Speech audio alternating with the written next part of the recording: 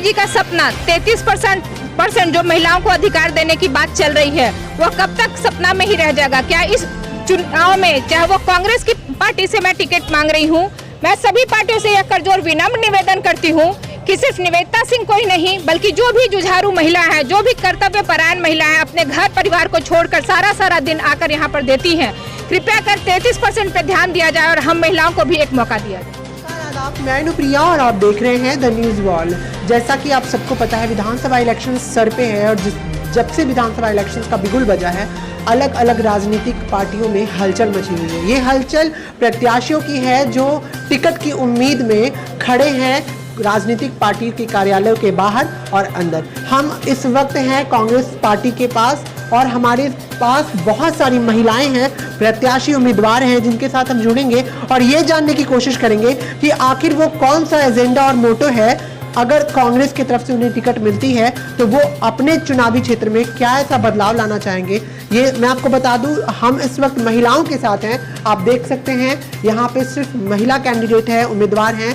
तो हम आज अपना जो मूल फोकस होगा हम लोग का, वो वुमेन एम्पावरमेंट पे होगा और जो राइट्स है वुमेन्स की, जो आज के टाइम में वायलेंस हो रहे हैं, डोमेस्टिक वायलेंस हो रहे हैं और अलग अलग चीज़ें महिलाओं को लेकर के सामने आ रही हैं, उन सारी चीज़ों पे बात करने की कोशिश हम जुड़ेंगे और बात करने की कोशिश करेंगे। मैम, सबसे पहले तो ये बताइए कि विधानसभा इलेक्शन सर पे है और आप लोगों को, मतलब कांग्रेस का ओवरऑल इस पर क्या मोटो है आप लोग का इलेक्शन में? क्योंकि एक तरफ आरजेडी जो रोजगार का झंडा लेकर खड़ी है, दूसरी तरफ बीजेपी जो आत्मनिर्भर बिहार बना रही है। कांग्रेस क्या कर रही है बीच में? कांग्रेस तो सब कुछ तो कांग्रेस के ही किए पर सब लोग कर रहे हैं, सारा कांग्रेस का ही किया हुआ है, बाकी ने कुछ किया नहीं। तो कांग्रेस ने तो बेरोजगार कांग्रेस का भी है, महिला सुरक्षा, शिक्षा, किसान।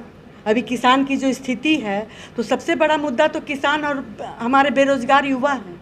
इससे बड़ी मुद्दा और क्या हो सकती? महिला सुरक्षा बिहार में है ही नहीं। हम लोग इस उम्र में भी डरते हैं, अगर कोई पुरुष देखता है तो मुक्का दिखाते हैं कि देखो मत, नहीं तो चला देंगे। तो डरा के रहना पड़ता है लोगों को। तो ये स्थिति अभी बिहार की महाजंगल राज में हम लोग हैं। तो ये जंगल राज को पीसफुल बनाकर और सुदृढ़ करना है। चुनाव में अगर आपका टिकट कंफर्म हो जाता है, अपने चुनावी क्षेत्र में क्या बदलाव लाना चाहेंगी? मैडम, सबसे पहले तो मैं बता दूं कि मैं उम्मीदवार नहीं हूं। मैं एक कांग्रेस सिपाही हूं, सबसे निचले पायदान पर।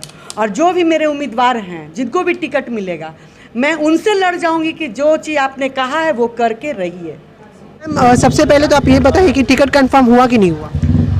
ये तो हमारे हाथ में नहीं है, टिकट कंफर्म करना तो आला कमान का काम है। पर मैं कार्यकर्ता हूं और कांग्रेस में अपने बहुत साल मैंने कांग्रेस को दिया है और कांग्रेस ने मुझे काफ़ी मान सम्मान दिया है। इसी उम्मीद से आज आई हूं कि आला कमान का इस चुनाव में भी मुझे आशीर्वाद अवश्य मिलेगा। अगर विधानसभा इलेक्शन में कांग्रेस आपकी टिकट कंफर्म करती है तो क्या ऐसी चीज़ें होंगी जो अपने चुनावी क्षेत्र में आप बदलाव लाना चाहेंगे?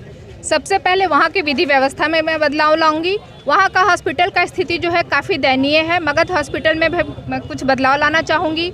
वहाँ के युवाओं बेरोजगार हैं, उनके साथ मैं कदम से कदम मिलाकर और सरकार से यह मांग करूँगी कि जो हमारे बेरोजगार युवा भाई हैं उनको भी कहीं ना कहीं सेटल किया जाए।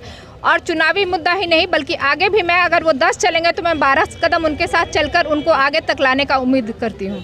तो आपने देखा कि किस तरह से यहाँ के प्रत्याशी जो हैं, जो टिकट के लिए, वो अपने साथ सिर्फ बात ही नहीं बल्कि वो एक्सपीरियंस, वो तजुर्बा भी लेकर के आए हैं, वो हौसला और वो ताजगी लेकर के आए हैं जो कांग्रेस को नया आयाम तक ले जाएगी और एक नई उम्मीद की किरण, एक नई प्रकाश की किरण अपने थ्रू अपने चुनावी क्षेत्र में डालेगी। राजीव गांधी जी का सपना 33% जो महिलाओं को अधिकार देने की बात चल रही है, वह कब तक सपना में ही रह जाएगा? क्या इस चुनाव में, चाहे वो कांग्रेस की पार्टी से मैं टिकट मांग रही हूँ, मैं सभी पार्टियों से यह करजोर विनम्र निवेदन करती हूँ कि सिर्फ निवेदिता सिंह को ही नहीं, बल्कि जो भी जुझारू महिला है, जो भी कर्तव्य परायण महिला है, अपने घर परिवार को छोड़कर सारा दिन आकर यहाँ पर देती हैं, कृपया कर 33% पे ध्यान दिया जाए और हम महिलाओं को भी एक मौका दिया जाए।